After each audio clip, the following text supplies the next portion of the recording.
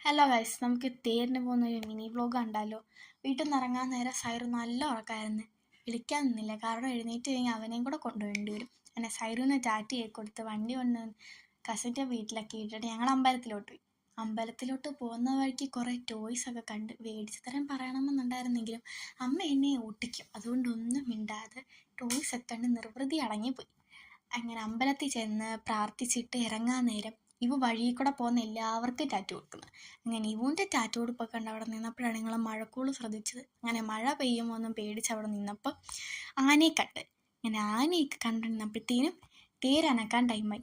തേരനക്കിയത് ഞങ്ങൾ പേടിച്ചതുപോലെ നല്ല മഴ പെയ്ത്. അങ്ങനെ മഴ നനഞ്ഞുകൊണ്ട് തേരൊക്കെ കണ്ടിട്ട് നേരെ കസിൻ്റെ വീട്ടിൽ പോയി ഡ്രസ്സൊക്കെ ചേഞ്ച് ചെയ്ത് ഫുഡൊക്കെ കഴിച്ചിട്ട് ഞങ്ങൾ തിരിച്ചു പോകാൻ നേരം ഉത്സവം തുടങ്ങിയായിരുന്നു. അങ്ങനെ ഉത്സവത്തിൻ്റെ ഇടയ്ക്ക് പെട്ട് അങ്ങനെ ഉത്സവം പോകുന്നവരെ വെയിറ്റ് ചെയ്തിട്ട് ഞങ്ങളും വീട്ടിൽ പോയി.